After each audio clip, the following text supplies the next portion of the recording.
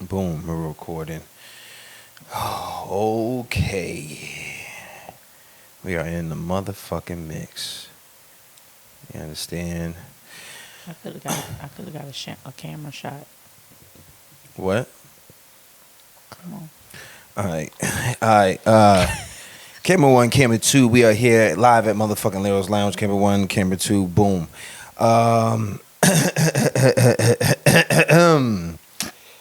Oh my God. Listen here. Listen here. I can't. I don't know. Listen, this nigga J.Cole right here. We just gonna get straight into it. This, you know what? I wonder if this is set up. I don't know where to start with this, right? I don't know where to start with this because J.Cole, okay, so we Kendrick Lamar dropped a bomb, right? So let's do the stats. Kendrick Lamar dropped the bomb on Like That, right? It debuted. Metro Boomin is the producer. New album, Metro Boomin, Future. Kendrick Lamar drops a bomb out of nowhere. Like That debuts on the Billboard Chart 200 with 91 million streams, 10,000 copies sold worldwide, becoming Future, Lamar, and Metro's first number one single at the number and at number 6 on the global U.S. charts with 31.9 million streams. They beat Taylor Swift, Young Thug, Beyonce. Everyone is playing Like That, right? Now, when Kendrick dropped, when the verse came on, and after everybody heard the verse, they was like, Joe Budden's talked about it. Everybody's talking about it. All the streamers are talking about it. And they're like, they went crazy. Even people who fuck with J. Cole, even people who fuck with Drake was like, oh my God, it's on, it's war. DJ Academics was going fucking bananas like, motherfucker Drake, get your bitch ass out the club. It's time to go to war. Like, they've been waiting to get back at Kendrick for so long. The Drake lovers have been waiting to get back at Kendrick for so long. They've been waiting for the rematch. And it's here. It's here. Kendrick said it's time for him to prove that he's a problem. And now, so some people are trying to look at Kendrick like he's a bully. But they've been throwing shots at Kendrick relentlessly.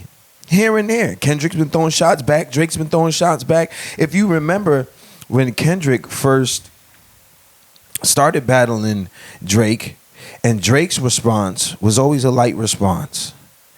Drake always dodged the battle because he was up. You know what I'm saying? We can't deny Drake's impact on the culture. We can't deny his hits. Drake has been destroying the charts, okay? I'm talking Michael Jackson numbers, right? But Kendrick said, nigga, Prince outlived Mike Jack, nigga. You know what I'm saying? Crazy.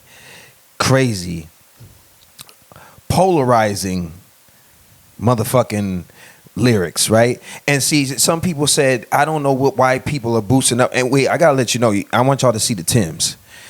The reason why I want y'all to see the Tims, right, is because this is the energy we in. Because a lot of people are on two sides of this battle. Some people are saying, you know what I'm saying, nah, we shouldn't have to do this and this, that, and third. Man, fuck all that. Listen, this is hip hop. We need this. There's too much depression raps. There's too much crying and bitching and moaning. There's too many. Listen, 2013, Kendrick said, I tucked the sensitive rapper back in his pajama clothes. You understand? We thought we could tuck away Drake, but Drake just wouldn't go away. He took the LL route. So we can't fault Drake for that. He took the LL route and just went straight talking to the ladies. Because he wanted no smoke. But even LL doesn't play in the battle arena. doesn't play in a battle arena. Now, there's some people saying, and I need you to pull up that quote by my man, L.J. Hamilton. I need you to pull up that quote because we're going to get to that in a minute. You understand? L.J. Hamilton is a slam champ, right? Yeah. Slam champ, Houston Poetry Slam champ. You know what I mean? He's dangerous in the arena. We seen him do some battles at Bar Fest. Shout out to Juan and all that, this, that, and third. You know what I'm saying? As you can see, I got my Houston jersey on, 81 on the number. And yeah, I should have worn my chain. My chain is right there somewhere, but don't worry about it. Don't worry about it. Don't worry about it. But listen, You could have worn the other one. don't worry about it. It's okay. It's okay. Drika's in the building. Just Drika's in the building, y'all. Hey, y'all. Hey. You know what I'm saying? So many people on both sides of this battle, and then some people didn't know. Joe Buttons and them talked about who was going to respond first. Was it going to be Drake or was it going to be Cole? And then, you know what I mean, a lot of people, the Dead End podcast brothers, they talked about it. They deliberated over the lyrics, and they were trying to figure out who got hit the hardest, or should Cole respond. Maybe he just got a couple bars, couple references, but nah, people heard that. He said, fuck the big three, nigga, it's just big me, nigga, bang. Now It's the bone for me. yeah. Now some people are like, bruh, that's light. That's light. We was talking to composition, Mr. Composition. And he was like, nah, I don't really think. I'm like, nah, bruh, if you stand up with your crew and you say, yo, it's us, da-da-da, and somebody stands up out of the crowd and says, nigga, fuck what you talking about, it's just me. Nigga, that's a direct shot. Right. That's a direct shot. We could go back to the old days of hip hop when Busy B and Busy B and them was getting busy. Like, if you interrupted somebody's set and said that you was the illest, this, that, and the third, it was battle time. It was battle time. Even when hip hop wasn't that vulgar, they still got it in. Yeah. They went Busy B, all them cats, they still got it in. When MCs were just hyping the crowd up, they still had battles where you had the battle in skill set. I can kill the crowd better than you, son. And then I'll throw a little shot at you, but it wasn't as vulgar. It don't have to be. It don't have to be vulgar. You don't have to kill. You don't have to kill. We don't have to. We don't have to do Biggie and Pac. We don't want to see that. We don't want to see that again. You don't have to go the route of no Vaseline. You don't have to go that route. You don't have to go the route of you don't have to go the route of Beans and Jadakiss. You don't have to go that route. But we want to see some motherfucking blood in that arena. And we ain't talking about physical blood. And I think that's where some people are trying to be scapegoats for J. Cole. Yeah, because like just going over the comment or the post, in the end it says, there comes a point where a man has to choose one of two paths, toxicity or masculinity. I don't think that have nothing to do with the rap battle. Like, yeah, being toxic or masculine is yeah, you niggas is soft. Yeah, I'm just gonna say it, you niggas is soft, fam. Y'all, this is why all this depression shit is this and the third, because there's nowhere for a man to get it off. You understand? Pause. You know what I mean? We listen. We got to get off that motherfucking aggression. You know what I'm saying? Men wrestle, men slap box, this, that, and the third. Listen, this is how we grew up, man. We got to get physical, but we don't have to kill each other, fam. It's going to happen. It's going to clash. It can only be one at the top of the fucking mountain. It can only be one king at the top of the motherfucking mountain, baby. That's how it goes. And you got to prove yourself. You got to test your sword. Even in anything you do, martial arts, boxing, somebody got to be at the top, baby. And if you say you the nicest, and there's other nice niggas out there, you can't expect not to get challenged. Yeah, you can't. Yeah, see, Cole was saying a lot of shit, man. Cole, what'd he say? He said the joint where man, first of all, Cole has been killing every single feature he's been on. Cole has been killing it, and he ain't been talking nice. Yeah, he said he was gonna put an M on his head. Now he Luigi, bro. Now you Luigi brothers. Now these ain't shots at Kendrick, but these are shots letting know MCs. Listen, if you try to play with me, I'm telling you, I'm gonna slaughter you. Well, guess what? Kendrick has stepped up to the motherfucking plate, and what did Cole do, ladies and gentlemen? Ladies and gentlemen, this motherfucker Cole, right? Kendrick drops the verse. We waited for the response, and goddamn J.Cole, I don't even want to call him J.Cole, Jermaine. He got to get the good It's right here now. It's right here. But the world want to see blood. I don't know if y'all can feel that, but the world want to see blood. So I say all of that to say, in my spirit of trying to like get this music out, Fuck your spirit. I ain't gonna lie to y'all.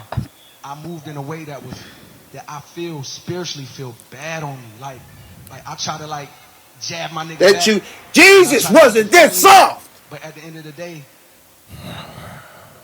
Get the fuck out of here, Cole. After all that shit you was talking, this is the motherfucking response. After all the features that you were killing, this is the response. Get the fuck out of here. We don't want to hear this shit. We don't want to hear this shit. You can't blame Jesus for this. Jesus said you soft. I'm serious. I'm serious. We don't want to hear about your spirit. We don't want to hear about you working on your soul, fam. It's time to go to war, fam. We don't care about this shit. We don't care about this shit. You've been hanging around the sensitive rapper too long. See, this is why niggas got to stay away from Drake. So LJ said that. What'd he say? He said. Read the quote. Read the quote. Let's hear this shit. Okay. Let's hear this shit. So he said, Jesus, my soul. I just want to do the Dreamville, the Gayville. Go. Clowning J. Cole for being vulnerable and apologizing is a perfect example of why it's hard for men to communicate openly Jesus wasn't this soft. Go. and honestly about our feelings, right? He said a lot of you want to be toxic when we're the opposite of that. You laugh, attack, and attempt to make us feel bad for choosing healing and alignment over dumb shit for your amusement and entertainment. But it's the entertainment business. You can't blame Jesus for this. Jesus said you soft. Shut the fuck up. Yeah. Fuck that shit, man. What does toxicity have to do with battling in the arena? I seen, and that's hypocritical. You know why? Because I seen what he did to Red Lion in Barfest. Mm-hmm. Now he didn't have no problem doing it. That's all we asking J. Cole to do. Red Lion is a Jesus poet. Red Lion is a Jesus poet. Red Lion is a Jesus poet, and guess what? Red Lion ain't fucking soft. Jesus wasn't this soft. Yeah, he not soft. No. Jesus, you know what Jesus did? You know what Jesus did? The everybody that bigs up Jesus, you know what I'm saying? The most spiritual, you know what he did when niggas violated his daddy? You know what he did when niggas was talking that crazy shit? You know what he did when niggas was violating in the temple? You know what he did? He walked in the temple. Mm-hmm. He walked in the temple, flipped the goddamn tables, and beat they ass. He beat they ass. But so I think that was metaphorically speaking, like turning the tables. No. Okay. No, because if you read the scripture, Jesus wasn't a soft nigga, man. Right. Jesus was a soft nigga. First of all, he was ruddy. Mm-hmm. He was very stern and firm. He was about his shit. He's standing 10 toes down about God, fam. Mm-hmm. You understand what I'm saying? Mm-hmm. He didn't go around just smacking niggas around, but son, when people violated, he got on their ass, son. Right. That he didn't do it often, but there was a few times that he could. Nah, fam, they ain't finna have that shit. You understand what I'm saying? We not finna have this shit. We don't want to hear about your spirit, fam. We don't want to hear about your spirit. This it don't make no sense. I don't understand it because it doesn't make no sense, fam. It doesn't make no sense. I don't care what color Jesus you like. I don't care what it is. White Jesus, soft Jesus ain't this soft. You understand what I'm saying? He's not this soft. Jesus. You know what I'm saying? You said soft Jesus ain't this soft? Soft Jesus ain't this soft. My God. He's not. You know what I'm saying? Nah, man, get the fuck out of here. We don't want to hear. This is fucking hip hop. This ain't got nothing to do with toxicity. This ain't got nothing to do with your feelings and this, that, and the third. Toxicity. I don't care what it is. Toxicity, fucking, it's pussy. We don't care. Because when Cole was killing all the verses prior to that, Right.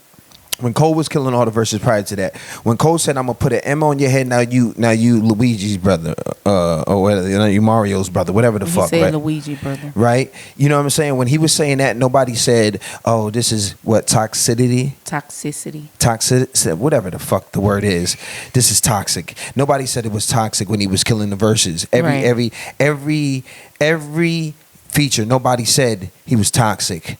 They said, "Oh, J.Cole, he's the best rapper. He's the greatest rapper of all time. He's in his bag." There's no L.J. Hamilton saying anything. There's no academics. There's nobody saying anything. Everybody's bigging up J.Cole. But as soon as Kendrick comes out, gets on their ass and says, "Fuck the big three, nigga. It's just big me, nigga." Bang. Bong. Now they want to cry. Now they're crying. Now everybody's crying. Now everybody wants to be a goddamn philosopher. We don't care about your philosophy. This is hip hop, son. You gotta earn your spot. If you say you the best, somebody gonna come see you about it. You understand what I'm saying? Yeah, the same thing happens in the poetry arena. Same thing happens in the poetry. Somebody gonna come see you about it. Yeah. You know what I'm saying? I think Kumo D, Big Daddy Kane, LL Cool J, Redman, everybody. Listen, they gonna come see you about it. They gonna come see you about it. You say you the dopest, they gonna come see you about it. Melly Mel, they gonna come see you about it. You know what I'm saying? Cannabis, they gonna come see you about it. Cannabis got lyrical. LL Cool J got lyrical. Now this thing that Cole is talking about, the world wants to see blood. We ain't talking about lyrical blood. I mean literal blood. We don't want you to hurt Kendrick. Right. We want you to do what you've been doing, which is get lyrical, because you are the only one. You are the only one out of the two, out of Drake and Cole to respond. Who is the big three? It's supposed to be Drake, Kendrick Lamar, and J.Cole. Okay. Because they have been the most successful, the most consistent. They're selling the most records. They have the most accolades.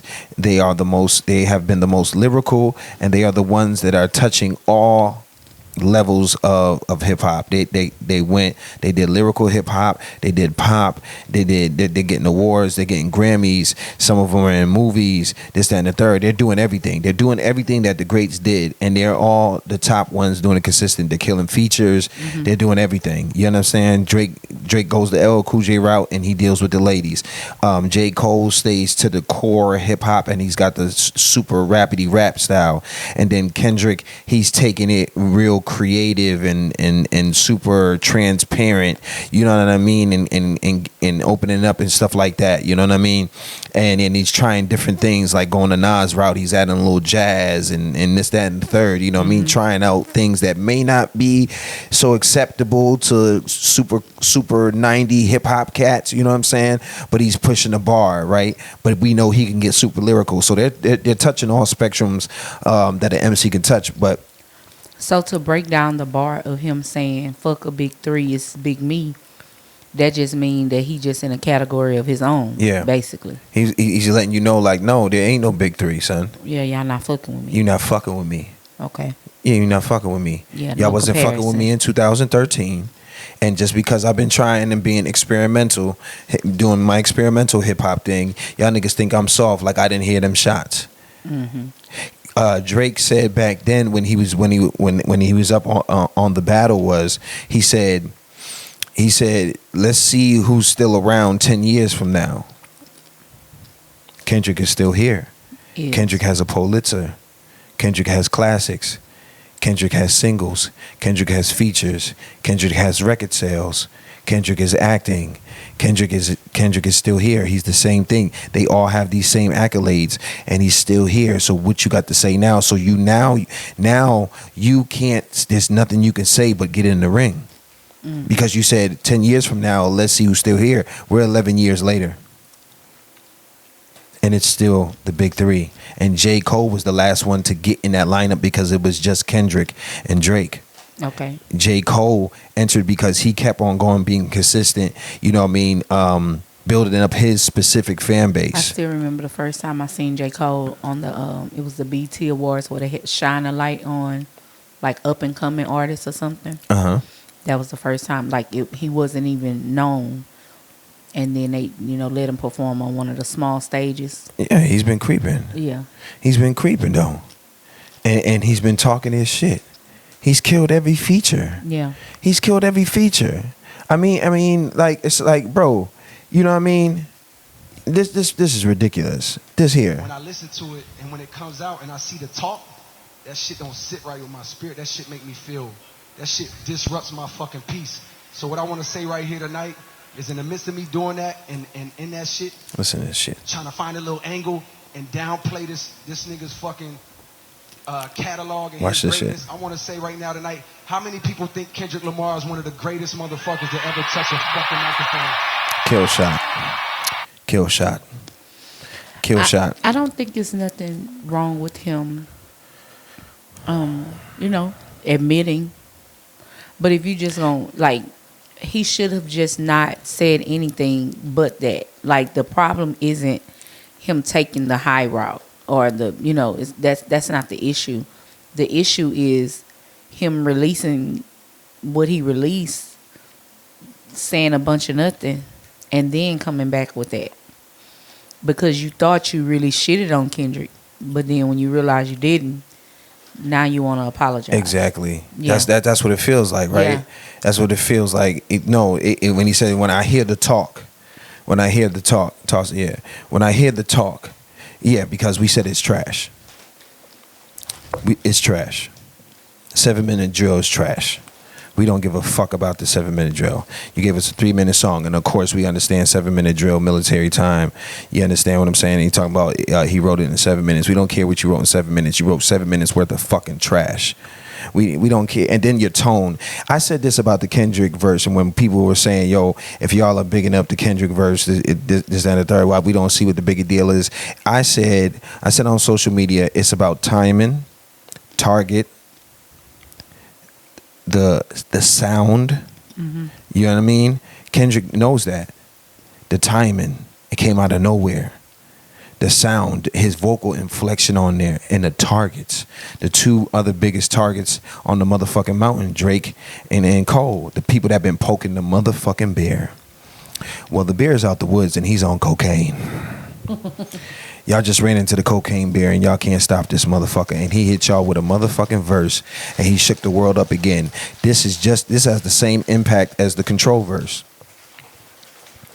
Same, he did it again. I can't wait to see the Joe Budden's podcast after this, because I saw the Joe Budden's podcast after the 7-minute drill. They just uploaded it. You know what I'm saying?